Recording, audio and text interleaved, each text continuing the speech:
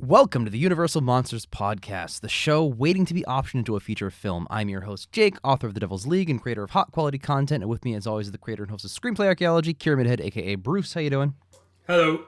And joining us, as per usual, I can even use that word now, is Xander. How you doing? Hey, I'm doing good. How's everyone doing? We are fantastic. Pretty good. Yeah, we're living life. Every month, my fine co-host and I, and a guest, of course, break down a bunch of Universal Monster news across movies, shows, theme parks, physical media, and anything else regarding these classic monsters. But forget all that, because honestly, I don't have any news today. I scoured the internet. There were some little things here and there. Honestly, I don't feel like it's important. We're getting right into the main event. This is one topic for the entire show. The first time this has happened. Nothing but 2025's Wolfman is happening today. We are getting into it. We're fist fighting about the nitty gritty.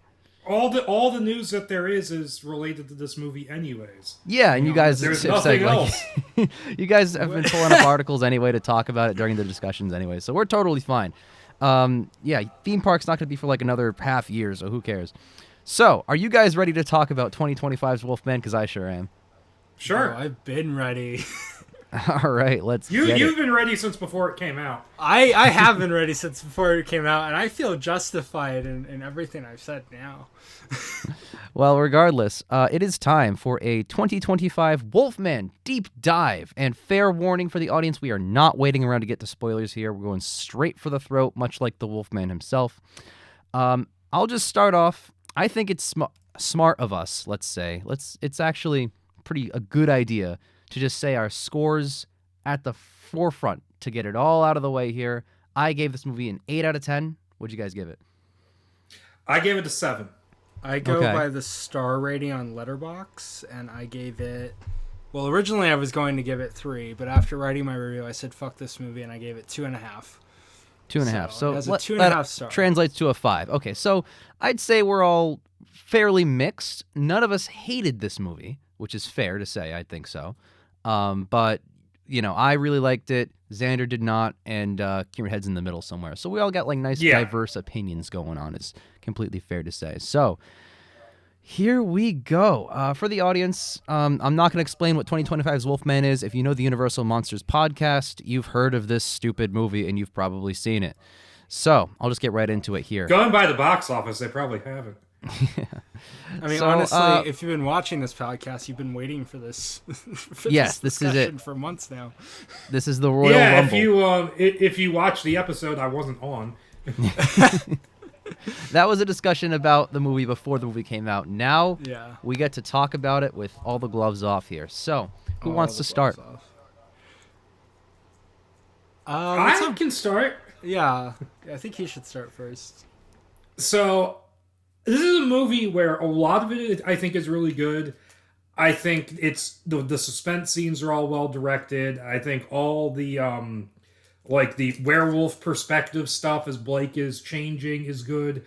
I think the concept of the slow transformation is mostly well handled, but they kind of cheat and skip over a couple steps a couple times where like he fights the other wolf man, he goes off screen for like 2 minutes and then comes back and he's way more changed than he was before. It does stuff like that, but I think for the most part that works. I don't hate the Wolfmen designs, but I think the one at the end they could have pushed it a couple further steps forward, given it more hair, and it would be less controversial than it is. But I also think it's a movie that, although a lot of it does work, I think parts of it are very underdeveloped. Like, they spend a lot of time working on Blake's relationship with his daughter, but his relationship with his wife is set up in just kind of one quick scene where it's like, I don't think we're happy, let's go to the woods. Scene end. And then you have things like the other werewolf who turns out, since we're already doing spoilers, is his father.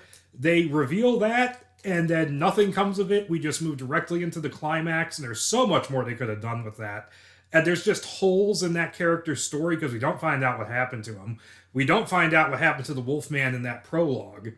And there's just things that just kind of go to me throughout the whole thing because they just don't address them. But other than that, I mean, I mostly liked it. There's just those niggling problems for me. Okay, that's fair. Xander, if you don't mind, I'd like to actually go next. Yeah, no, I'd love for you to go next, honestly. I feel like if anyone should go last, it's me, to be honest. I don't want to... All right. Well, I really liked it. Like I said, 8 out of 10. For me, an 8 is great. I think it's a great movie. It's got a fair amount of problems, though. Kieran Head, I agree with some stuff you said. Positives for me, I would say the atmosphere. The tone that this movie created was just so immersive. It really just takes you there. It transports you. You feel like you're in the woods with them, you know? So I remember, I think it was an episode that Xander and I did a long time ago, but I said, like, you know, a conventional Wolfman, unless you're, like, stuck in the woods with no weapons alone, is not that scary. Well, what did this movie do? It put you in the fucking woods alone with, like, a flashlight. Like, that's terrifying, you know, if there's an actual Wolfman hunting you. So I love the atmosphere. I love that you were really immersed. The cinematography and tone in tangential with the atmosphere is, like, the cinematography is excellent. I loved the directing, and just the camera work was just outstanding on that. The familial relationship, I really invested myself in. It's not like the greatest written thing of all time or anything, but, like, it's a really nice little thing. It's enough for you as an audience member to, like, be like, okay, you know, I'm down with them.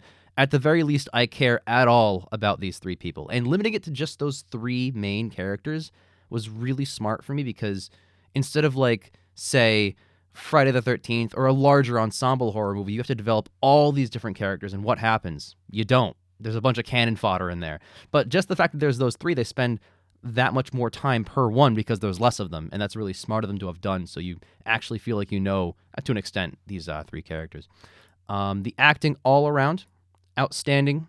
I really appreciated it. It's not like, you know, not going on any awards lists, I don't think. They didn't have that much time. It's a brisk 90 minutes, and I appreciate that. But the acting was really strong. I really appreciate what he did. Leigh Whannell is known for, I'd say, getting the right performances out of his actors. That's, like, one of his strengths. And then, of course, the transformation, which is the majority of the runtime. I really appreciated the scenes when it zooms in on his fingernails and the claws are puncturing it, like, or when he's gnawing off his own arm, or not off his arm, but like, the skin at his arm, because, like, that's, like, a relatable, like, oh, I have an itch, I gotta scratch it, but it's, like, enhanced to, like, 1,000. I really liked what they did, how they made it an allegory for a degenerative disease. It didn't work 100% of the time for me, but it worked the majority of the time for me, for, like, this I would agree with iteration. that. Yeah. And, other little notes I can talk about during the discussion, but, like, the spider scene when he finds opens the closet. Wow. Like, holy shit. And like, then he just fucking leaves it there. Well, I mean, it's not a threat. It's just it's a big spider. Don't get me wrong. That's, like, a big spider, man. I don't want to be around that spider. Yeah. What are you going to fight the spider? It's a good thing his daughter never went upstairs. That's the scariest thing in that movie, man. That giant-ass spider. Oh, man. If anything, that was an abandoned room, so who cares? They're also supposed to... I just kept waiting for that to come up again. I'm like, wait a minute. No, that scene worked perfectly as is. But yeah, I can get into my bigger negatives as we talk about it, because honestly, all of them are worth, like, their own talking points, but those are just light positives for me. And I mentioned some other negatives earlier, but yeah, a lot of really interesting things going on with this movie. But I'll just leave it at 8 out of 10 for now. Xander, how do you feel? So you just want a quick thought of it, or I don't know. I mean, I like a couple minutes, maybe a minute, whatever you feel like, of just, like, your overall spiel. Okay. You know what? Acting is good. Cinematography is really great. A lot of people said this was poorly lit. I liked the lighting in this movie actually a lot. Sound design was great.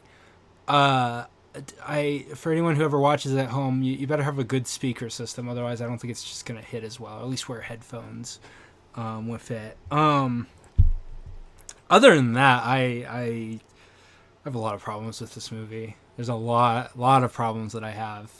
But I think the biggest one that I'll stay with is that I told you, Jake, in the episode that we were talking about, that I said the trailer makes it seem like the action happens right away, and I need time to fall in love with this family, and they didn't do that. They did the whole ass thing where you only get, like, 5 seconds with this family, and then all this stuff happens. So I don't care about them and everything. And there's, like, every normal, like, there's just so many regular. I don't want to get into it, otherwise I'm just gonna get on a whole soapbox, but. That's probably my biggest problem, is that just, like, we have no time to connect with the family or even see what we've lost. So that's my quick little spiel on it. Also, the Wolfman design fucking sucks. This isn't a werewolf movie. All right, well, that's completely fair. I don't know. To start things off here, I think I disagree. I like the family as is. I could have used more of them, sure, in the first act, but I think we do need a little bit more. But I think what they had in the first act invested me sufficiently to care about them the rest of the movie. I think Kieran Head, you're right. Like, the relationship problems get like one line and then they move on. But yeah. I do like that they spent the majority of that time focusing on familial trauma, like people aspiring to be a good parent, but knowing that they're failing or afraid of their failing. So, like, you see that with his dad to him, then him to his daughter, and then thematically with the Wolfman. I like that carried through. That was cool. Yes. I'm sorry. My main thing early on, my main thing with the family setup stuff early on is that I feel like they do it really quickly, and as a result of that, some of the dialogue is very on the nose. Like, especially when he's talking about his relationship with his dad, like, you can tell somebody was tapping Whannell on the shoulder and going, this scene needs to be fast so we can get to the Wolfman. Yeah, I mean, it's pretty funny because, like, there was that... It's one line of dialogue that I wasn't really all about with him and the father. I think him and the father were excellent as an opening scene, but if I had to pick out my issue, I'd say, like, oh, well, I'm not always going to be around to protect you. And like, oh, okay, so the next scene you're gonna fucking kick the bucket. Got it. Just checking. So like, but yeah. Yeah, and I really like the prologue. That's a really good scene for the most part, even if it does kind of recycle like a notable shot from the Invisible Man with the breath behind him. I was like, okay, I saw that, and I'm like, I know what you did there, Leigh. But the first I also 10 think minutes of this movie are the best part of the movie. It's one of my favorite parts. I could have done without the text on screen at the beginning because that raises more questions than it answers, because it makes it out like this werewolf disease is something that people just know about, which just leaves me really confused when Christopher Abbott's character, who grew up there, is like, huh? What's going on? Yeah, no, it's just information. It's better if they play it ambiguous. Like, it would be better if it just said, oh, my husband seems like he's been infected by something, and you're just left to infer. Because as it stands, a werewolf thing kind of transfers by infection, even if it's a curse. Because, I mean, that's absolutely you get bit true. by it, you get, and I mean, I actually think this handles the virus idea better than a lot of so-called realistic scientific werewolf things do, like Underworld. Where they're like, oh, vampires and werewolves are caused by a virus, but they can also share psychic memories. What the fuck? Well, there's no reason to think about the mythology of the Underworld movies. It's never going to make sense no matter how hard you try. No. But I will say, just to comment on one aspect of that, yes, the werewolf, the text on screen about the face of the wolf, I always think, like, the game I like to play when you watch a movie and it has a bunch of text like that is like, play the same movie without the text. Is it any different? The answer for this movie is no. And what I think is happening is the producers are like, the audiences are just too dumb. They're not going to get it. Put some text in there. It's no more budget for you to just type some text. Just fucking throw it in there. Maybe they'll get it more.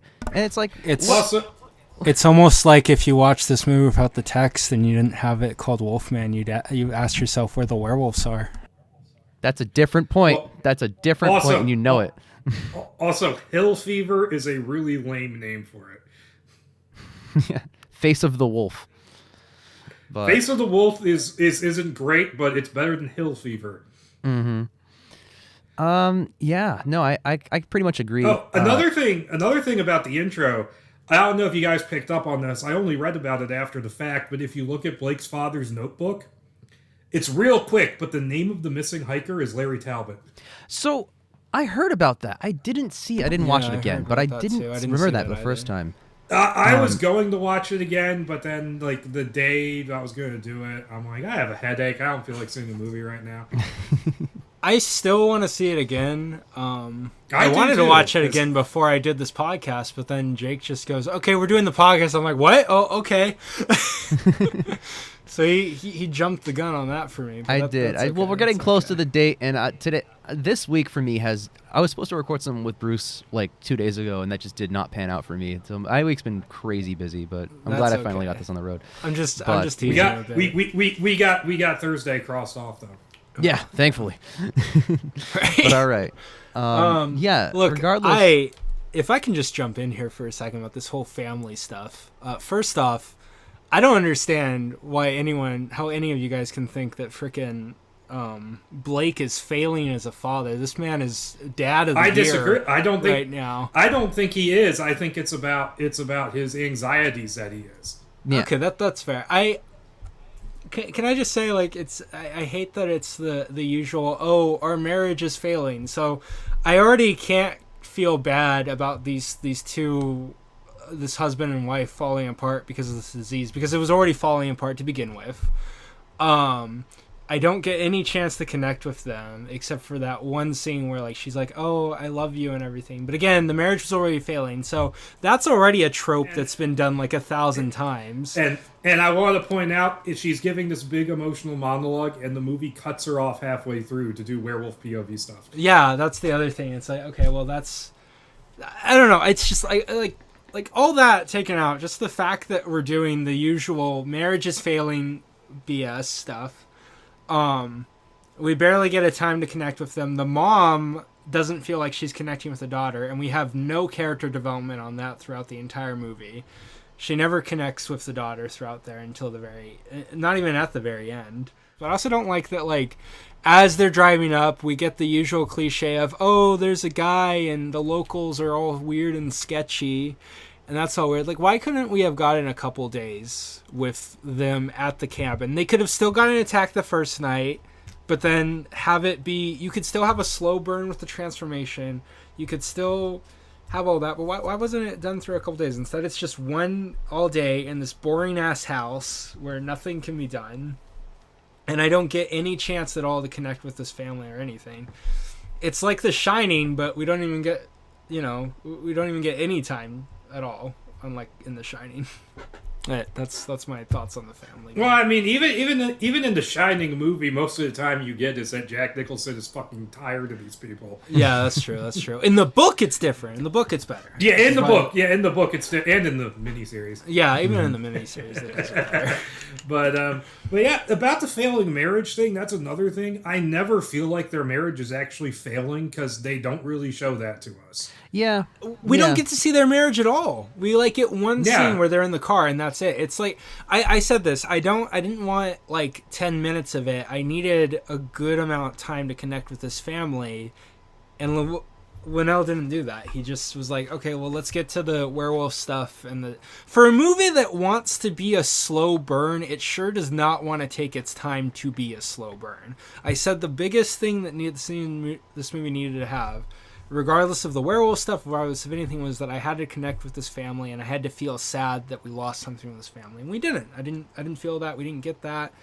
There's no strong family dynamic beyond your cookie-cutter stuff. I partly disagree because I did buy into the relationship between Blake and Ginger because they spent a lot of time on that. But with his wife, it's just kind of like, hey, you get the one conversation outside her office, which was a weird place to have that conversation, just sitting on some steps, where it's like, hey, I don't think we're happy. Let's go to the woods, which that never works. And then you get like the scene in the car where they're talking to the gun arm guy from Upgrade, and he mentions that they're both writers, but he kind of gave up writing to be a stay-at-home dad, and so she has the job now. I think there's supposed to be some kind of tension based on that, but we only get like one quick line, and it's not dwelt on enough. No, I mean that's fair. I think the relationship between Ginger and Blake is really well done. I like that part. But I also think that by the time we get to the werewolf stuff, like, it's like, okay, well, we have to establish it, but then we can't really grow with it at all because he's already starting to go away. And so I do think that part happened. I do think him losing his senses happens a little too fast. It happens way too fast with that. He literally gets knocked the fuck out and then wakes up and then his mind is going. Yeah, exactly. And I mean, again... Oh, sorry. No, I'll let you. Well, I was just gonna chime in that scene that Bruce you were talking about with gun arm guy from Upgrade in the truck. I thought that was a decent scene, but then there's that one like line where he's looking at his wife and he's just like, "You don't look tough." And I'm in the theater. I was like, who would fucking say that? That's such a weird, like, nobody. It was weird normal up to that redneck. point. And then she gets offended. Obviously, she would get offended. And then he's just like, "Oh no! It's a compliment. It means that you're graceful or some bullshit." And I'm just like, It "No, means that you haven't had to get to. I fucking hated that whole scene. For the record, I that fucking was like hated the it. weirdest." Why did they? fucking- Why that did was we so have to strange. have the stupid ass local is weird kind of thing? Like that's the most cliche, unnecessary thing ever. We had to have the weird ass local thing. I don't get it. Well, I mean, you could have the. and he weird- just ends up I being. mean, I've seen worse versions of that, so I can't complain too much. I've seen all the Friday the 13th movies. I mean, But what? why did we need it? Why did we need it? I don't understand Okay. what So the point of it was. you can have a weird local, and you can have like dialogue that vaguely foreshadows plot if you want to, but like the dialogue always needs to sound natural. It's got to sound like a human would say this. It was weird, yeah. It was just So, too cliche. that's just the I problem can't for move me. past the fact that it was just way too cliche and way too Blumhouse horror and everything. I do like the line that he has where he says, around here, we don't go out after dark, because that sets up the fact that the people around there kind of know that there's something wrong. But the rest of the conversation, I can see what they were trying to do by trying to make it seem like, oh, he's this weird, like, survivalist outsider, but he has an appreciation for people. But it's just expressed in a weird way. That could have been handled a lot better if they didn't want to make it just the lame ass usual stuff. Also, retroactively, what is the point of the we don't go out after dark if these werewolves stay werewolf and active 24/7?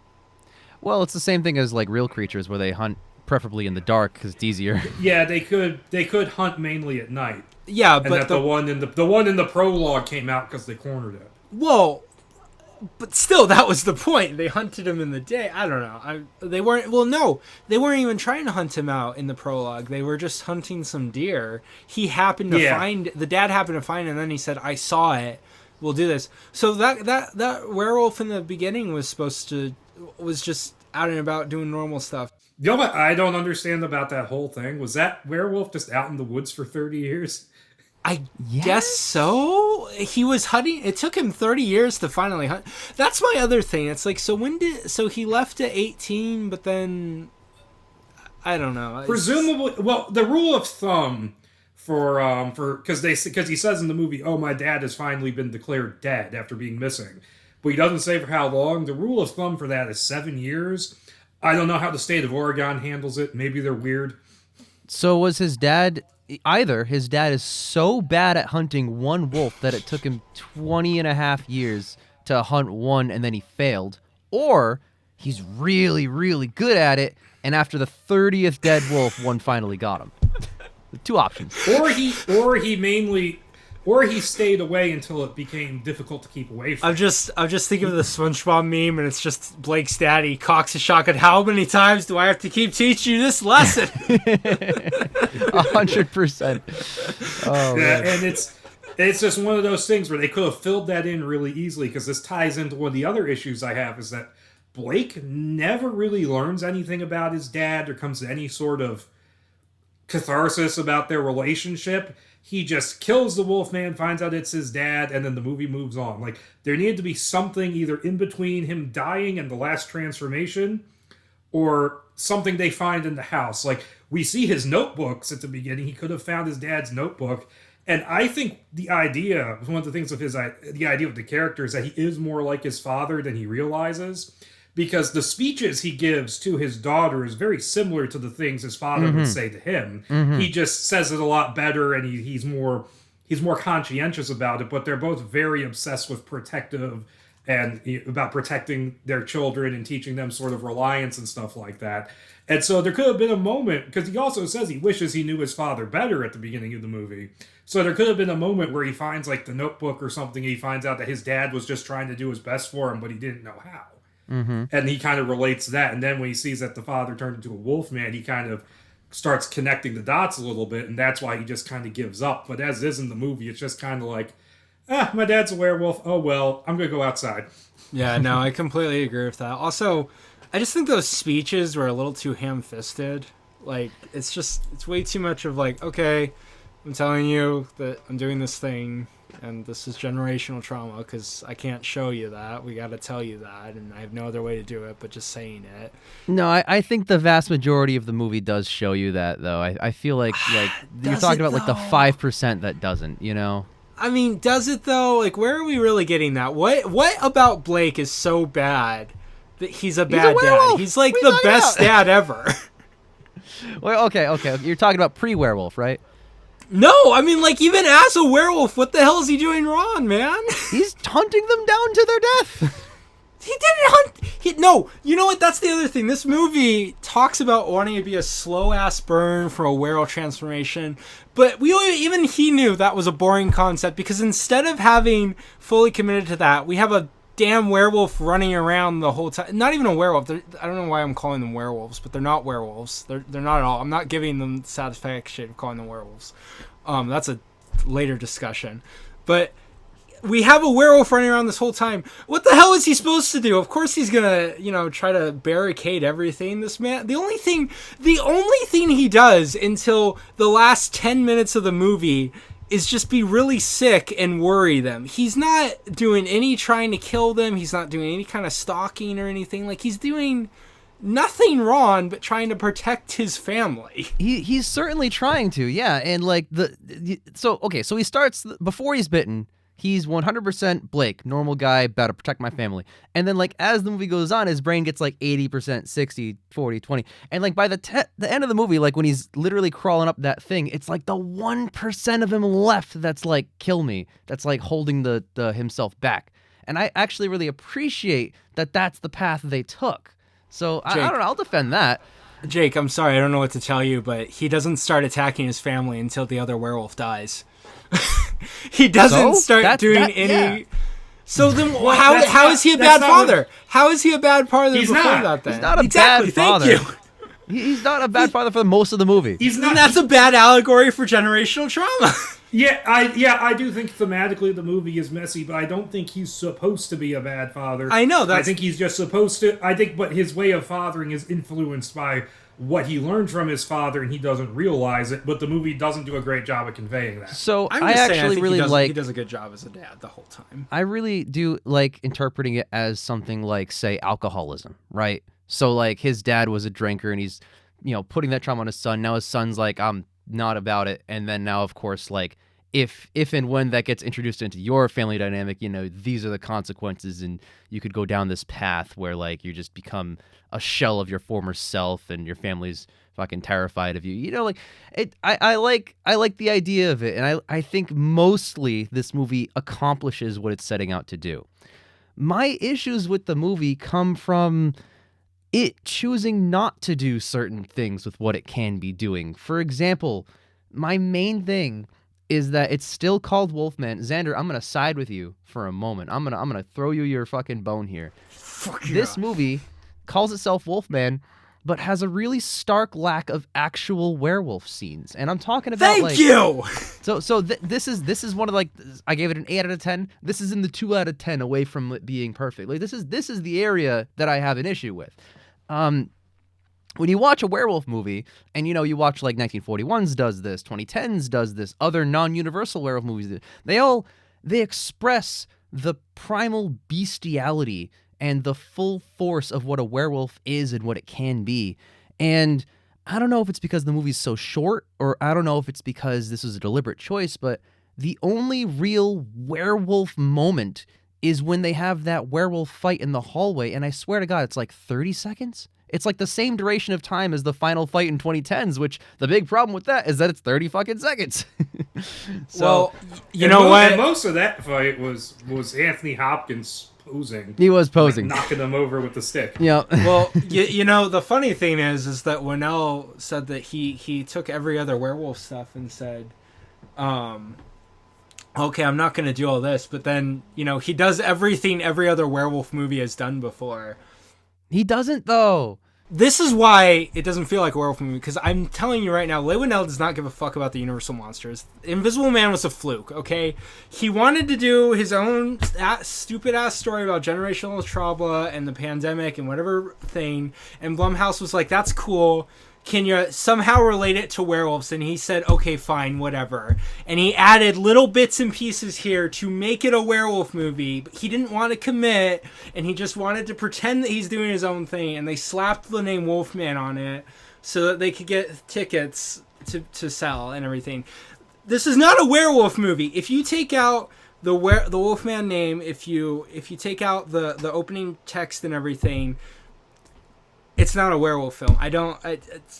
They don't look like werewolf. Leigh Whannell did not want to do a werewolf movie. All right, I would challenge you there, because if you take out... I will challenge it too. Yeah, if you take out the name and everything and call it Wolfman, aside from the design, which is like 80% of what a werewolf already looks like, it follows all the rules of a werewolf. It transfers via, an infection. Well, I'm gonna... It's like I said in my Letterboxd review. This movie is some weird freaking paradox where it wants to be a werewolf movie, but it also doesn't want to be a werewolf movie. It doesn't want to fully commit, but it wants to do everything but the design, and then also act like it's doing anything unique and original when it's not. It's doing everything, and the only thing it's doing that's not original or unique is just that is original is the lack of having a werewolf look. But everything else has been done before. Hold on. We've seen werewolf. I want to get into this for a second. Are you criticizing it for not being original, or are you criticizing it for not being like other werewolf movies? Because those are two different things, and they're in confliction with each other. I'm criticizing it for doing the thing for not committing to one way or the other. Okay. Like I said, it does werewolf things, but it also doesn't do werewolf things. To a point where it's doing that just so that it can say, "Hey, see, you've never seen this kind of werewolf before," but it does all these other things that we've seen before. We've seen the father being the actual werewolf. We've seen a werewolf fight a werewolf. We've seen, even the beginning scene in the woods and everything. We've seen all these other little scenes. Like nothing of this movie is, as Leigh Whannell described. You'll walk out of this theater saying, "Oh, that's a new take on a werewolf." No, nothing's new. None of it's new. I don't think I agree with that. I think it's a completely new take. I haven't seen a werewolf like this before. And not just because of the design, not just because of he has a lack of hair on top of his head, which is like the only thing. Like the rest of him looks just like a fucking werewolf. I'm sorry, dude. I'm sorry. The only thing is the amount of hair on this new interpretation. If you give him a good hairdo with like the Wolverine hair, then I'm sorry, but that's exactly the same as a werewolf. Just saying. And I'm going to interject and argue that the dad wolf, if I can call him that, very much looks like a wolf man. No, he just maybe doesn't have he just kind of has a less pronounced snout. And I thought the makeup looked fine on him. I thought the corpse looked like an obvious dummy, and they showed it a little too much. Okay, but I thought he also. I want to say neither of them looks all that much. They look hardly anything like that awful Horror Nights mask. Can we agree on that? Yes. Yeah, no, I'll agree on that. I'll agree. Okay. Let's get something straight. I appreciate the practical effects, and the makeup itself doesn't look bad. I'm not saying the makeup looks awful or anything.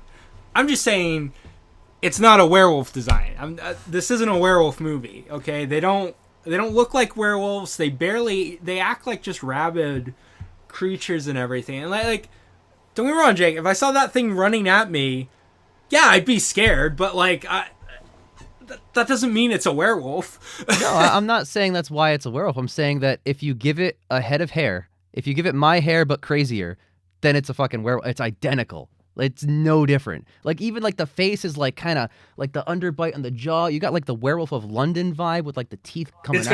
It's got the nose is like yeah. It looks halfway between the Wolfman's nose from the original and Lon Chaney's Phantom of the Opera nose. And I actually like how they keep like that. Everyone is wearing the Larry Talbot look. They all have like the lumberjack clothes. Can I just say I hate that literally during the transformation scene, I'm like, okay, well, at least he'll keep the shirt on. And then for some reason, the shirt's just, we don't see him take off the shirt. We don't see anything. Just 1 minute he's wearing the shirt, the next minute he's not. And I got so fucking annoyed at that. Why do we always have to have stupid freaking shirtless werewolves? Can I have this? I like a shirtless werewolf. That's not bad.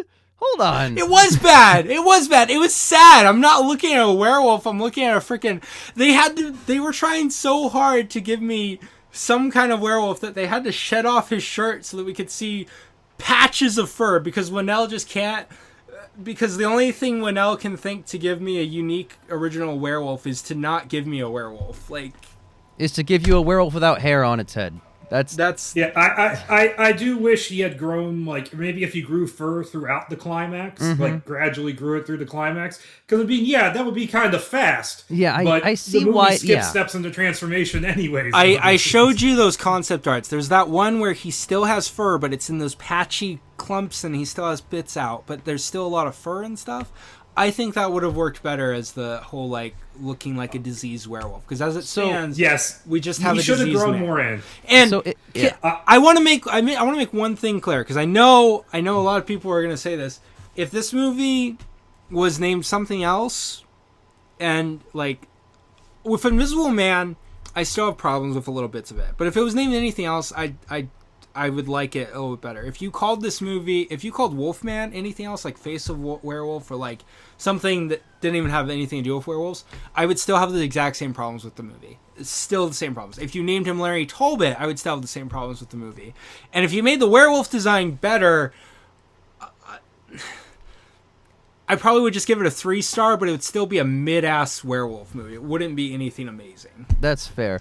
And I, honestly, can I also add to this discussion, if I may play Whannell's advocate here? Go for it. I see, whether we agree or not, I see why Whannell chose to make the werewolf look like it did, because the whole point is that you're degrading, into a worse version of yourself that's destructive to other people around you and your family. So if you make the werewolf look like badass, like 2010's werewolf, it's like, okay, maybe it's not that bad. Maybe, if I get bitten, I could probably take this. It's whatever. I'll turn back. It's not a big deal. Like, but the fact that you're stuck in this form forever and you're just like this diseased, fucking rabid, animalistic, hospital patient, then I feel like that's like the horror of it. That's what you don't want to become. So I understand why they made those decisions. Whether they're good or bad is definitely the topic of the past 10 minutes or so, but like, I understand. Yeah. Look, was it a fine idea to try? Yeah, it was an interesting idea. Was it a bad idea? Yeah, it was a bad idea. It fucking sucked. You failed at it. I don't you look like a bad... Listen, here's the one thing. Watching a badass werewolf, yeah, that's great. But if you really think about the horror of it, where like you're killing people, you can't... That's what 1941's Wolfman really showed, is like, yeah, the design looks cool and everything, but the horror of it is knowing that you're not... You can kill your loved ones and everything. Like, you're still... Like, you're looking at it from, like, the perspective of the audience. Where it's like, oh, that thing looks cool. That'd be cool to be. But no, I mean, if you really were a werewolf, badass or not, you're still killing people unintentionally. And you have to wake up. And this is where I'm going to play Devil's League advocate. You wrote the exact thing that I'm talking about, because your character, you wrote one of the best werewolf chapters I've ever read, where, like, she wakes up, she remembers everything that happened to her. That was 10 times more unique and new that I hadn't seen from anything before. So, yeah, I would argue that no, the disease thing sucked, because guess what? Whannell says, I was inspired by The Fly and The Thing, and you notice that all these things have nothing to do with werewolves or anything about like what makes a werewolf a werewolf. He didn't want to make a werewolf movie. He wanted to make a movie about might I a interject? Disease. I have to first say, like, thank you very much. That's very high praise of you. With The Fly and The Thing comparisons, those do apply to werewolves in the scene in every werewolf movie and media where they transform. So all he was trying to do is like take that scene and focus on it for a movie. And we only focused on that so much because frickin' American Werewolf in London decided to say, hey, we're doing this, and now no one else can ever do anything out, because God forbid we make the werewolf transformation anything but painful. Like, give me that uniqueness. I will always argue for that uniqueness, but hey, that's just me. If anything, my issue with him referring back to like The Fly and The Thing is I was expecting way gnarlier body horror from it, and it didn't even get close to that. Yeah, no, I will don't say think the whole themes of werewolves and everything. I don't personally. I don't think the whole horror of werewolves is the body horror. The horror of a werewolf is becoming this monster and then having to turn back into human and having to live with that you were this monster and everything. No, I think the horror of werewolves is that you're a werewolf. That's just me though. But like, look. And can I sidebar for a second, and I will defend this as a remake of The Wolfman. Oh, it's not a good remake of The Wolfman. It's not a remake of The Wolfman. Let me no, but I'm going to defend it on that stance. So the broad plot of the original Wolfman is a man who has had a troubled relationship with his father returns to his childhood home, gets bitten by a beast, and becomes a hairy beast. That is also the plot of this movie. They just reframed it. Yes. Except not, because him being his father and everything was a change made by the studio. In fact, the whole thing that he does have an issue with his father in the original movie, because there's this whole thing about how he was overlooked because he was the younger son. No. I'm saying that's there, but Siodmak's original script didn't have Larry be John's father. In fact, I'm aware. There's a version of this movie you could probably edit at home, and it'd literally be PG-13. If you just, cut out some swears, maybe a little bit of blood, VFX just gone. It's not that. There's nothing in here that's like, say, on par with like The Thing, with like, oh my god, that's an R. Yeah. You can't get around that. That's a R film. But I think the most gross out shot was probably his fingernails falling off. Some people are not into that, I have a problem with body horror. I cringe at that stuff. Like, that stuff like really upsets me. And I really thought, I was gonna have to look away a lot of this movie. I really didn't. Even the fingernail bit didn't get me. The it failed at what it wanted to do anyway. Like, I thought the fingernail bit was good when his fangs kind of came out. That was good. He pulls his own jaw. I liked seeing his face like twist. Yeah. But like the final transformation just basically amounted to him rolling around in the grass for a couple. That was the lamest ass transformation. Yeah, I kind of expected like, an extension of the arm thing where it's like all rotting and he's chewing at it. Like, what if he's like tearing and you see blood all, like something that would justify it being like R-rated, like an R-rated body horror, something. Which, by the way, R-rated Van Helsing transformation. Yeah, like a crazy version of that. I thought the whole thing where he was biting his arm was so stupid. Like, I didn't get that. I thought it was great. I thought it was awesome. so dumb. I watched that. I was like, what the hell is he doing? What? It's the same thing like when your skin dries up and it gets really itchy, you gotta scratch it, you gotta peel it away, Like, it's that same that just amplified. And it's so much crazier. It didn't feel like that. It just felt like he wanted to have him do something weird. Like, it didn't translate that well. Oh, I thought it was great. Like I thought it was one of the most interesting parts. And yeah, I thought that transformation, the end bit was so lame. Like, there was nothing different. And then for some reason they also released that whole scene like a few days before the actual movie came out. Yeah. Which is so funny because I started watching it and I'm like, you know what? I'm going to pause it. I'm going to wait and give it a fair shot. And I didn't think, I just, that was so underwhelming. That was like the most, I was waiting for something really good and then it's 5 seconds. The marketing for this movie was weird. Because the first two trailers I thought were good and sold the movie pretty well. But the whole Horror Nights thing was a fiasco. And all the footage they started showing like maquettes and stuff of what the Wolfman looked like. And I'm like, why are you doing this weeks before the movie comes out? Yeah, it leaves like nothing to the imagination. Just the only thing that wasn't revealed is where the story ends up going in like the second half, but you know exactly what he looks like, you know exactly where he's going. And like, not for nothing, but like Leigh Whannell being furious at Universal for dropping their Universal Horror Nights situation, like that, he's totally justified in that. However, the reason he should be justified in his anger is because you shouldn't reveal that early. And Universal is like, okay, sorry, we blundered there. Let's reveal footage from the movie of his transformation instead. And it's like, that's the same idea.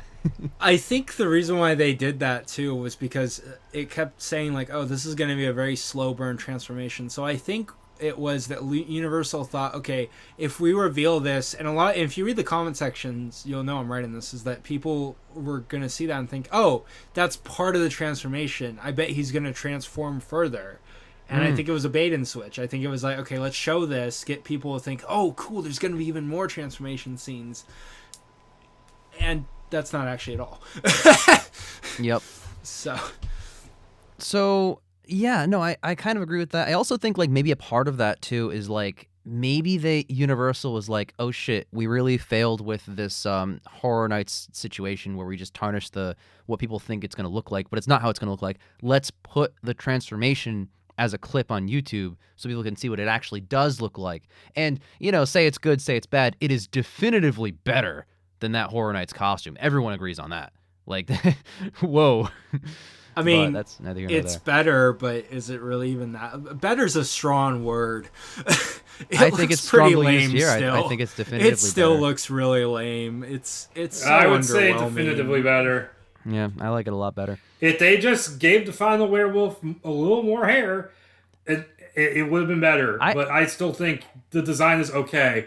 Someone pointed out, I saw online, someone pointed out it looked like the feral child from the 2010 movie that bites Anthony Hopkins, and I'm like, it kind of does look like that.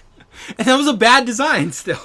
Like, well, it just I doesn't... think I would go so far as to say that, like, if Universal didn't have the Horror Nights situation, they probably wouldn't have felt like they were in a position where to release the footage of the werewolf transformation online, because I feel like they were, like, atoning for their sins.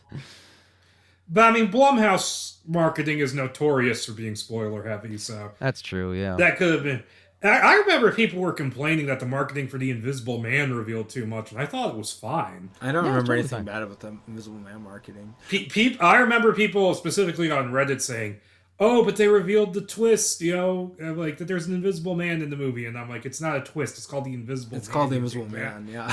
The only problem with the trailers for Invisible Man was that all the marketing really hinged on that shot, whether it's the footage or the poster of, like, the hand in the shower, and it became the poster, and it ended up getting cut out of the movie. So, which obviously, when you're marketing, you would have known that, obviously, but, like, damn, that sucks. I actually thought it was interesting how the trailers for this movie, they showed the car scene, but they edited around it so you don't see Blake, and so it actually kind of surprised me when the Wolfman in the car scene was Dad Wolf and not Main Wolf. Mm-hmm. I mean, I knew that from the beginning because we had the truck scene and he's sitting in the truck and then he gets its tax. So I knew from the beginning, but yeah, him being on top of the truck, I don't know. It's for a werewolf movie, we really don't get to be in the forest that much, which I really didn't like. I think if this movie was more of like Blake and his dad as a kid, I think that would have been a stronger story, to be honest. But we did need a little more of that. I think that was the best part of the movie. Because you see, I remember one of the things I remember is that I remember watching the movie because when the father starts saying, like, you have to know to protect yourself or you can die, and they bring up the mushroom, and I was like, oh, is that going to come back? It never does. Yeah, that was. But I was also thinking, like, oh, obviously something happened to Blake's mother. And maybe he's overcompensating for that. That was kind of what I inferred. And lo and behold, I read there's a deleted scene from that intro where we find out that his mother is dying from ALS. Mm. Oh, okay. All these problems with the themes in the movie basically come from the fact that when Whannell talks about how he and his wife were writing it, the first draft during lockdown, and he actually says in this one interview, he says, like, on The Invisible Man, his North Star was the abuse theme and the gaslighting thing. But with this, he just threw everything that was on his mind at the time into the script, and even he wasn't sure if it worked. So he said it's about parenting because it was lockdown, and his kids were really young and didn't understand what was going on, and he was worried he was failing them. It's about marriage because he was writing it with his wife.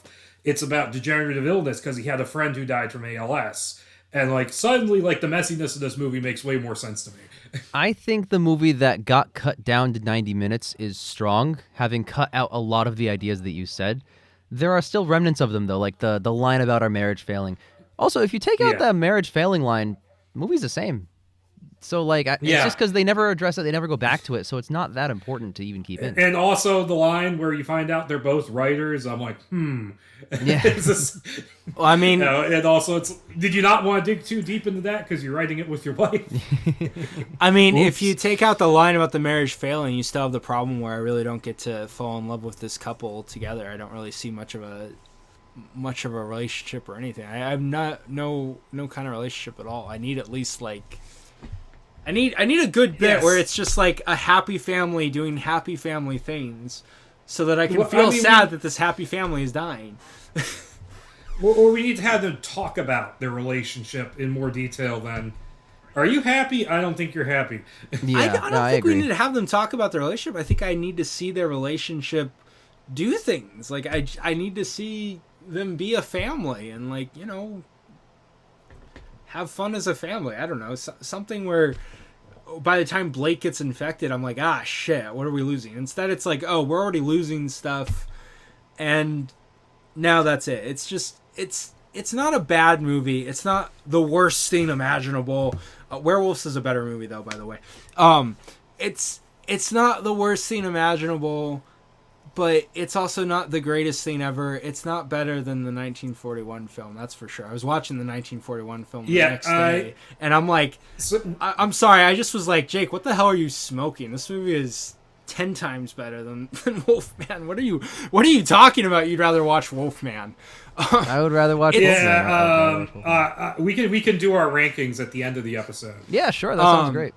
But at the end of the day, it's just a mid movie. I walked out of it feeling very mid, I didn't want to hate this movie. I understand that. I liked it. I liked it more significantly more than you did, but I can see why. Yeah, I just a lot of it's just disappointing. It just was mid to me.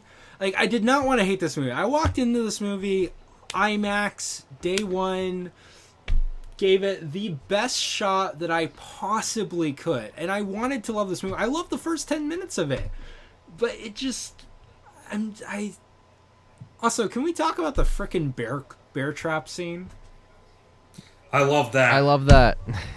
Okay, I've only heard anyone who ever talks about it says that it's a reference to Saw. I've never seen Saw. I didn't know. I mean, maybe it doubles as that, but like, why does everyone think it's a reference to Saw? It's a bad because do you want me to tell you what the scene is in Saw? They think it's referencing. Yeah, tell me, please. Because in Saw, it is Cary Elwes and Leigh Whannell himself are chained by their ankles to pipes. And at the end of the movie, Cary Elwes freaks the fuck out and saws his foot off and crawls out of the room. But it's not the same thing. It's just him going, well, animals caught in traps will do that. Yes. That's what that is in this movie. It's nothing to do with Saw. Yeah. I thought it was just a really sad reference to the original 1941 film. And then he bites his foot off, and now he's crawling around like an animal on all fours. I had to roll my eyes because I'm like, oh, look at that. Now he's even more of a werewolf because he's walking on all fours, which is, again, just even more sadder more of an animal. He's just a feral-looking guy. I like the crawling on all fours. I love the crawling on all fours. Cool. So the reason I like that scene is because up to that point, like, that is the most animalistic he has been in the film so far, and we're nearing the end, and he's like basically 90%. I talk about percents. I don't know. That's just how I think about it. But like, it kind of leads into the ending where it's like, at that point when he gnaws off his own leg, you as the audience could potentially believe, oh, he's just gone. Like 100% of him, he's just gone. He's like now fully beast mode, quote unquote, you know, in literal terms. And now he's just after his family. And that brings us to the ending where you see that little humanity of him left. I like that ending. However, I have an issue with the ending. Oh, I do too. I have tons of issues with the ending. I bet you do. But I have a... All right. One of my favorite horror movies of all time, like top 3 horror movies, is The Fly. I love Jeff Goldblum. I know what you're going to say. I love it so much. And I am just caught between, was this an homage or was this blatantly taking from the ending of The Fly? Because it is... I was thinking the same thing. The Fly's ending. So it's a little different because his daughter's relevant. His daughter, you know, is involved in the situation. But like the daughter element of it is something I kind of have a minor issue with, because throughout the whole movie they have this cute little bit they do together where he says, "Your job is to read my mind," blah blah blah, and it's just this thing they do, and it's nice.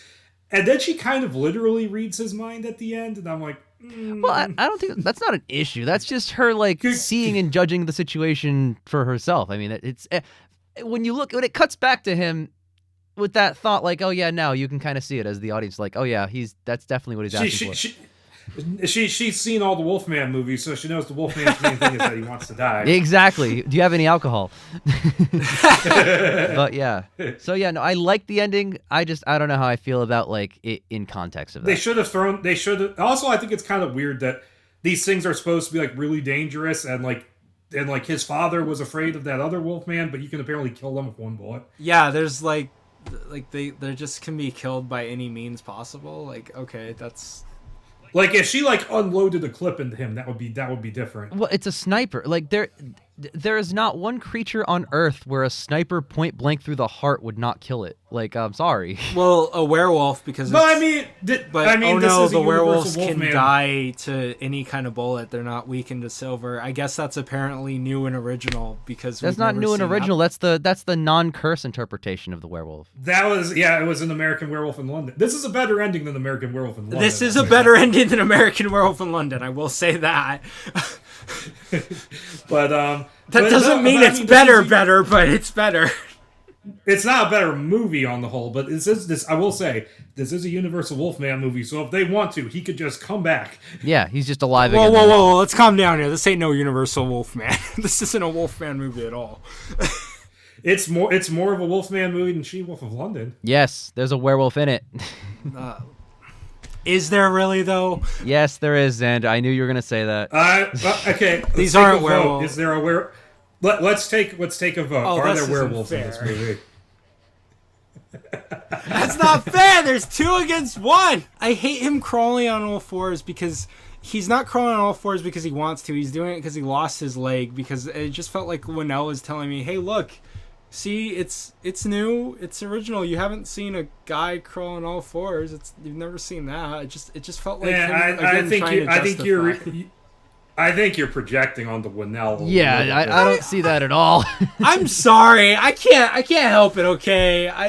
I had to sit through months of people telling me, "Oh, this is a fresh take on a classic film." I had to sit through this is a at brand that new point, look on everything. I feel like the werewolf could have like grown wings and float away, and then you would still be like, "Oh, well, you see, it's original. I've never seen a werewolf do that before."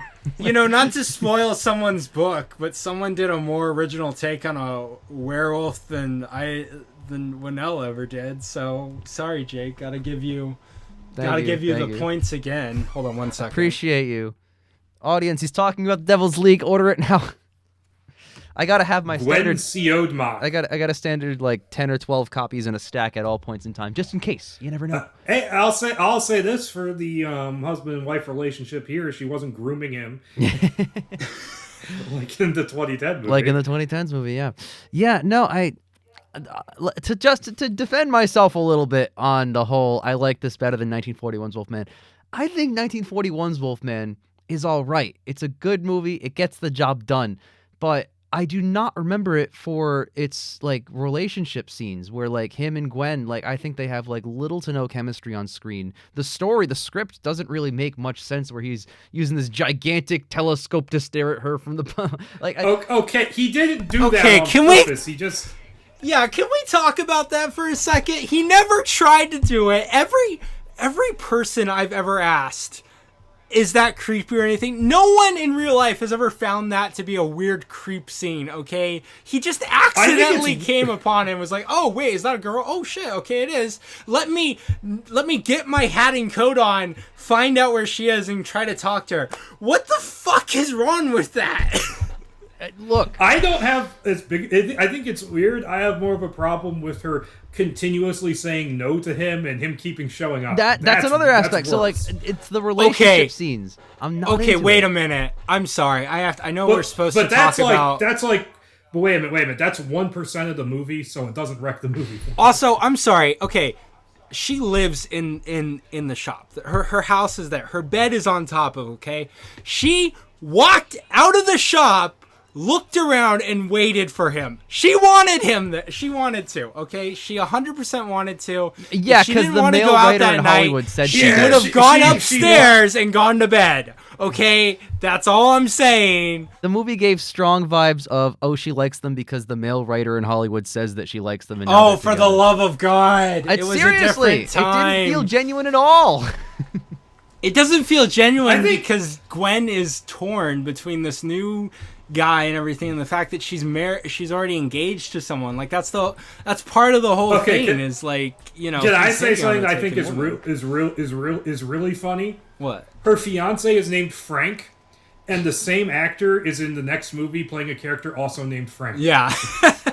Continuity, even though they definitely did not intend that at all at the time. So, can I talk about something about 2025 that I like that isn't going to be controversial? Go for it. Yeah. I love how they introduce the okay. I do think it's kind of funny that the first hint of him gaining the senses of the werewolf is that he finds some old ass jerky and goes gunk, but.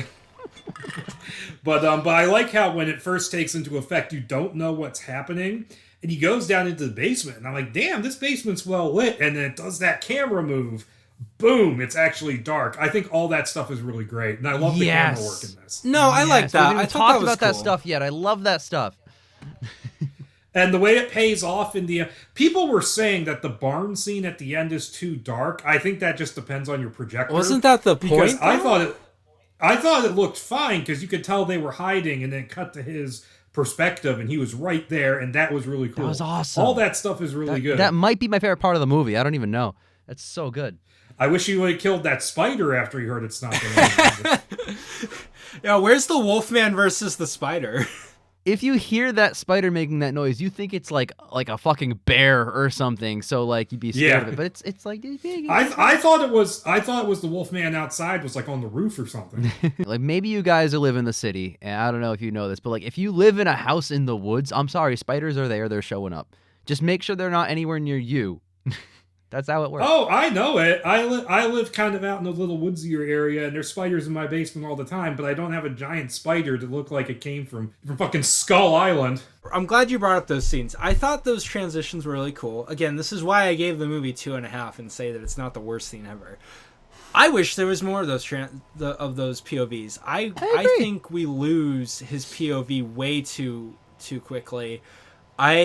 Because, we get senses of him going like, oh, what's going on? And then we get like halfway throughout the movie, and then we stop getting that what's going on. Like, once he's like 50% gone from his mind, we don't get his perspective anymore. It's just the mom and the daughter. And I think we really missed something by doing that. I think it would have been a lot more stronger if I did get to continuously see it from his perspective and like what his thoughts are going on. Because from what it's implying when we go the perspective shift, like he can't talk to them, he can still think and everything. He's like, what's going on? Yeah. So I have no reason to believe that he still can't understand and like in his mind at least have cognitive thoughts. Like obviously he doesn't actually have cognitive thoughts, but from his perspective he still. So I don't understand why we still couldn't have gone in that throughout the movie. Like obviously don't have him talking like a normal guy. Well, while he looks like a normal guy, but you know what? Get one of those POV scenes of him looking at his dead father. Yeah, why didn't that could have been super effective? And that's like he could, and he looks at because like you notice that his wife and his daughter's faces are blurring as the movie goes on.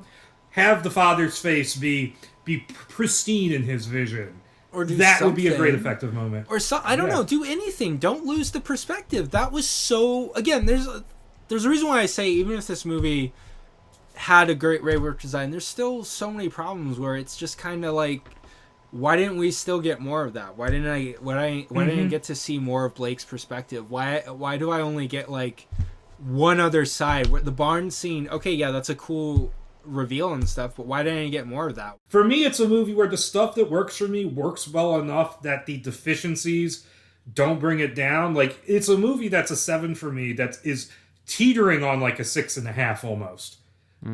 But the strong parts keep it from that. I think it's really unique. I know Xander's like, oh, it's the least original movie ever, but like I think what it does is really unique with the characters. There apparently is a movie that does the disease thing, the thing I think that people have been talking about, called Ver or something like that. I've heard of that. I haven't seen it. Maybe it's the same. I don't know. I'm not going to argue that it's not an original movie. It has original ideas and everything. Again, if Whannell had just decided to say, these are just my own kind of monsters and everything, let me give it a name and everything, I think it would have been a better movie because I'm not walking into this wanting a werewolf movie. I'm just, going into this for a horror movie about a degenerative disease. I think that would have worked a lot better. I think it would have been a lot stronger. I'm just saying, I've already seen werewolves that stay werewolves forever. I've seen, them act like this and act feral and lose their sense of selves. Van Helsing gives me all that kind of stuff that I've already seen. I've seen the deterioration stuff. I'm just saying the werewolf ideas in this movie aren't original. I'm not saying that, like, you know, the perspective stuff Come to think of and it, things like that. I'm not saying that's not original, but the ideas surrounding, like, how a werewolf acts or, like, how a werewolf affects a human being, I've seen all this before. I've seen stuff like this in plenty of other werewolf movies. Yeah, but I think the overall movie is what I'm saying is unique. Like, kind of the same way that, like, you know, I've eaten pasta, I've eaten cheese, but I've never had this specific dish. You know what I'm saying? Like, this 2025's Wolfman, I can't find a movie like it. Because if you point to, like, 2010's, well, no, this is just the transformation scene. If you look at, like, 1941's, well, no, there's a familial connection there with the wife and the child. So, like, I don't see a movie that's like a direct one-to-one to this. Where the same way that 2010's is a definitive remake of 1941's, for better and worse. I think if I'm divorcing myself from the whole werewolf controversies and everything, I still think it's just kind of like a mid-film with a lot of story plots. Fair. It's a mid-film, and there's a lot of story plots that I still have issues with. Again, I would have been a lot more easier on this movie if the family dynamic was stronger, if they did commit more to a longer, slow burn, and we actually didn't just have a werewolf running around the house. And, like, this is the other thing that actually also frustrates me, was one of the biggest things that I love about Wolfman, or the original Wolfman, is the forest setting. It's such a really cool setting. It's a really, really cool shot.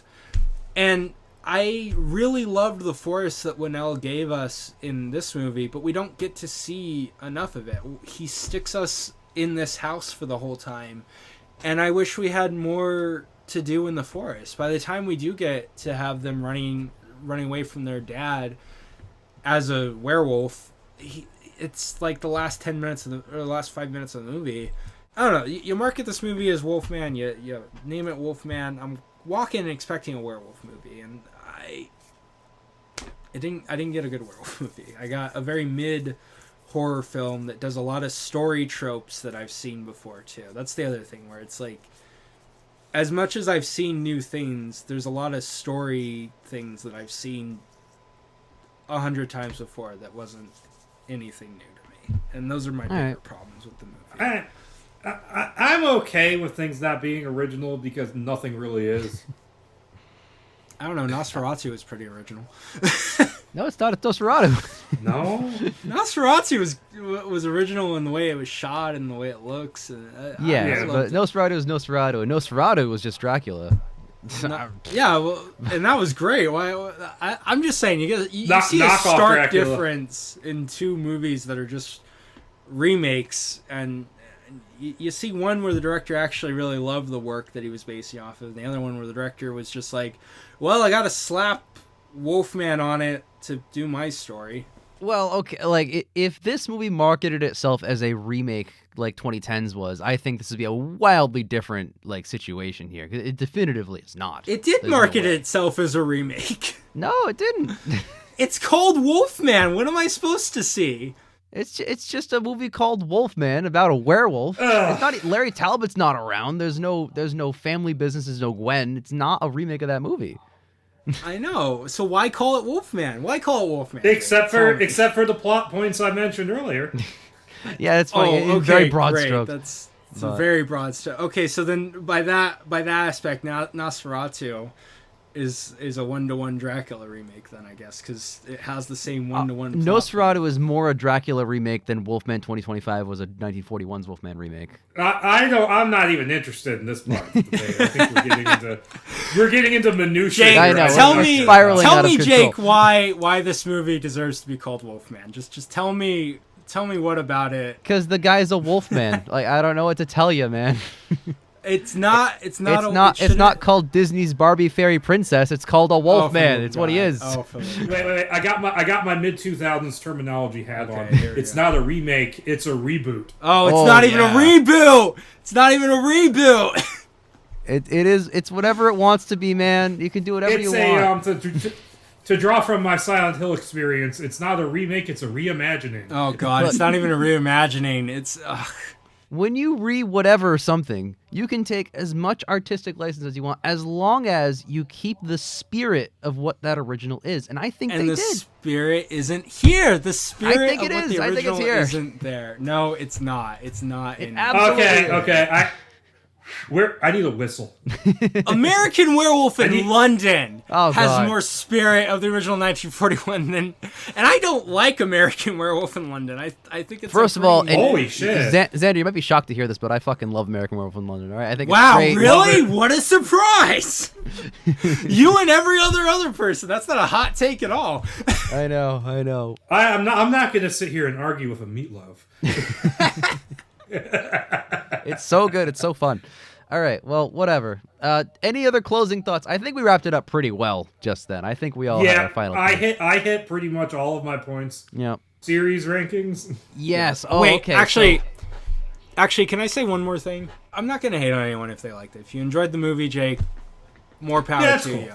And I get the whole, hey, I'll always have the classic film to go back on and everything. But my biggest thing about, like, when people say, well, did you just want the original story remade again, like 2010? That's not what I want. I just want to see Lawrence Talbot in a new adventure. Like, to me, I've told you about, like, the novels and stuff where they add more stuff.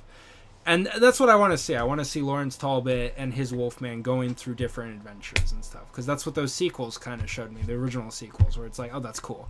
So when I say I want a new Wolfman movie, I don't mean I want to remake the 1941. I want to see Lawrence Talbot doing different stuff with different, just in a different story, like a different sequel and stuff. That's what I'm saying. Just give him something to do other than want to die. Yeah, maybe even that. I mean, you can do that, and I've read novelizations and stuff that do exactly that. I mean, the Abbott and Costello movie did that. He didn't want to just die; he wanted to stop Dracula and stuff. So, when I say I want Lawrence Talbot back, that's what I mean. I see him like another comic book character, where like you can put him in different things and everything. If that makes sense, I don't know if that makes sense. Am I making sense? I will say, yeah, it makes sense. Okay. That's kind of what Del Toro is doing with Frankenstein. That's what he's always said his Frankenstein movie would be. Is that it's like a quasi sequel to the original story. And that'd be cool. I'd love to see that. I want to see stuff like that. It's coming out. It's apparently coming to Netflix this year.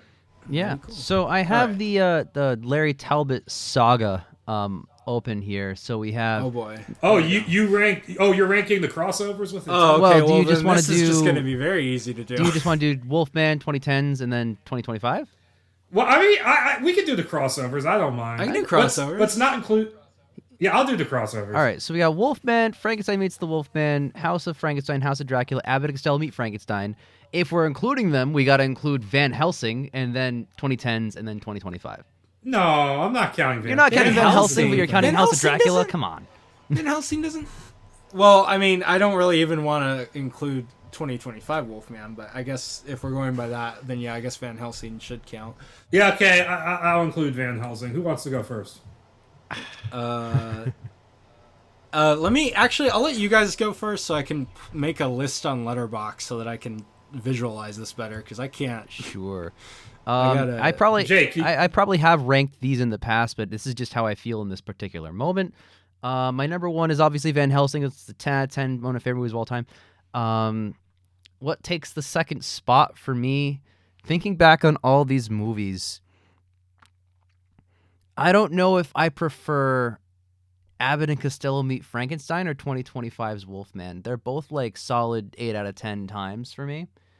As it stands right now, I think I'll go with 2025's Wolfman, then Abbott and Costello, just because Abbott and Costello could have done so much more with its premise, whereas 2025 is really brought its premise to fruition. Then, I don't know, the rest in some order, and then I don't like House of Dracula. Done. Okay, so I'm going to start at the bottom, and I'm cheating a little bit, because I'm going to include a movie that isn't actually a real movie. Fucking Dwayne Johnson's The Wolfman, because that script is not a Wolfman movie. Oh well, in that case, I get to add in Return of the Wolfman by No, guys. the novel. Keep it Okay. unlocked. Okay. That's not fair. Devil's League, number Well, one, okay, on so- top of everything. Just got to say. I mean, it's the best Ape Woman movie. Thank you. That's actually not a high bar. Yeah, true. But okay, so if we're just including real movies, bottom is probably House of Dracula because he's barely the Wolfman in that movie. The Cole Cure storyline makes no fucking sense. House of Frankenstein because the Wolfman stuff is just repeated from the previous movie. Mm-hmm. And the love story that's the worst relationship in any Wolfman movie. I'm going to say that right there because it's just, oh, you're hot, even though you're depressed and look like droopy dog all the time. Next one was probably 2010 because there's good things in that movie, but it's an extremely frustrating movie. Then meets the Wolfman, Frankenstein meets the Wolfman, which I think is a good Wolfman movie and a mediocre subpar Frankenstein movie tacked onto it. But the Wolfman parts are really good. Then Abbott and Costello meet Frankenstein because that movie just works. Then Wolfman 2025. Then Wolfman 1941. I'll go from top to bottom. Wolfman 1941 because that's the best movie of all time. Perfect film. Great. Frankenstein meets the Wolfman. If you want to see all my thoughts on that, there's a earlier podcast episode you can watch for that. Abbott and Costello meet Frankenstein. Then Devil's League. And then Wolfman 2010. House of Frankenstein. Van Helsing. House of Dracula. Oh shit, I forgot Van Helsing. Off to the side because it doesn't even deserve to be in the list because it's not a Wolfman movie. It's not a werewolf movie. Wolfman 2025. Is it the worst one of the entire Universal Monster Werewolf saga? Yes. Yes, it is. Guy. Yes, it fucking You've is. seen these movies, right? Like, wow. I have seen these movies. I'm sorry. Okay. I have to backtrack. Van Helsing comes above House of Frankenstein. It comes in above Wolfman 2010 and below Abbott. Okay, so it's almost in the top 3 for you. Almost. Yeah. Wow. No. But I think that movie's like a 6 out of 10 now. Yeah. I don't like know, that movie. It's fun. So, Xander, if I may, what I was saying, like one of my criticisms of 2025's Wolfman is that there's a big lack of werewolf scenes, like, you know, the ones that I expect. House of Dracula has got nothing. He's just normal dude for like 100% of that movie. Yeah, but I get to watch. Yeah, he gets cured. He finds a solution to his problem and then still bitches about it because you can just lock yourself in the jail during the Blake film. is a way better character than Talbot in Dracula. Oh, like, dude. Oh my god. Yeah, okay, he has a real character. We had more and development motivations. with Lawrence Talbot. Oh my god. Well, we get to see I him. said specifically in that film, all right? The ending of House of Dracula mirrors the beginning of 1941's The Wolfman, where he still has to end up killing a monster and he can't. There's so much more in that. At least I get monsters in that one. At least I'm getting some. You kind don't of get Wolfman. monsters in that one though. You get stock footage of Frankenstein. You get stock footage of Frankenstein. Fucking Frankenstein's in there for like less than 5 minutes. Dracula Prime barely River. talks to anyone else in that film. You get the badass. You get the really cool scene where with the Midnight Sonata, House of Dracula. That's not a Larry Talbot scene. Yes, that scene's good. I get as much werewolves in House of Dracula as I get in 2025 Wolfman. The only difference is that I can actually enjoy Lawrence Talbot instead of Right, because he's not a werewolf. Stupid Right, yeah. You just admitted 2025 had werewolves in it. Okay. Let's stop the semantics. I actually get a werewolf in House of Dracula, No, you unlike don't. in Wolfman. You do not. Okay, I think we've tapped this. Yeah, well. I thought. Sorry, this is a fun. I like this discussion. There could be a whole episode just about House of Dracula. We got to do that one day. For the record, semantics wise, I mean, I can't not call it werewolves with Wolfman 2025. It's. You're fine. Don't worry about it. I'm having fun here. I'm The living point life. I'm trying to make is that I'm I don't. just having fun. Yeah. Yeah. Okay. No worries. We're all It's on not the as big same of a page deal, here. guys. Let's calm down. All right. Yeah. No. Well, regardless, that's just about been our show. Wow, an hour and a half. That makes sense. That's the runtime of 2025's Wolfman. So here we are. Wow. Yeah. You could either watch that movie again or just listen to us talk about that movie again very passionately. Or you could spend 70 minutes watching the original 1941 Wolfman and be out sooner. Yeah, get 20 minutes early to yourself. Yeah, exactly. I missed that. Why aren't movies 70 minutes now? More movies should do that now. See, I'm always saying that, man. Everyone wants a really long movie, but you know what? A nice, clean 70 minutes. You're in. You're Movies out, aren't you're 70 enjoying the rest minutes of your nowadays. day. It's you know. Hey, you've got a nice, clean 50-minute Werewolf by Night. Yeah, now we're talking. That's true. All right, Werewolf yeah, that's Night peak. was good, yeah.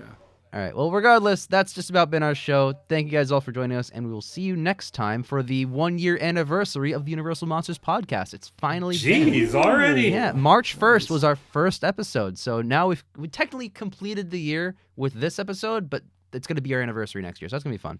So You know what, Jake? yeah. Can I plug something really quick? By all means. If you want to see me put my money where my mouth is when it comes to werewolves, because you've heard me talk about everything, I already have a short film called Anxiety's Moon that's a whole-ass homage to the original Wolfman 1941. So if you want to see me put my money where my mouth is, that is out on the Emerald Cool Studios channel. It's been out, and you can watch that and judge for yourself if I know what I'm talking about when it comes to werewolves. Yes, it's a great movie. It's a great short film there. Jake will put the link down below. I sure will, or I'll forget, and in which case, just you search it up on YouTube. It's probably the first result. But yeah. And if you want to read a really great werewolf ideas and everything, then read Drake's book, The Devil's League. So there you go. Guys, really, I I can't stop promoting it. It's right here. It's on every service known to man, every possible service. The title does this. It's really cool. And I texted this man. You can ask him. I texted this man when I read that chapter. I said, "This is probably one of the best interpretations of a werewolf ever. I want this." Thank you. I tried. So there you I go. really did. There you go. That's my little thing. I've already put my money where my mouth is. So thank you for letting me plug that really quick. Mm-hmm. I appreciate it. I'm glad that I rank above both House movies in your mind. I'm pretty sure I'm remembering that correctly. But yeah. Yeah, you're above both Houses and under Abbott. Under Abbott. That's fine. Abbott's a solid time. Just that Abbott movie. Just that one. That's the good one. No. You're underneath Abbott and Costello meet Boris Karloff, the regular guy. Oh my! I think I would unfriend you at that point if you were like, that movie's like the gem. That's the one. Oh god. I could not live with myself. Beast Boy likes it, apparently. Yeah, I guess so. He's got posters of it in Titans 2018. This is canon. All right. Regardless, we've gone on too long. Thank you guys for joining us. Farewell. Adios. Have a great day.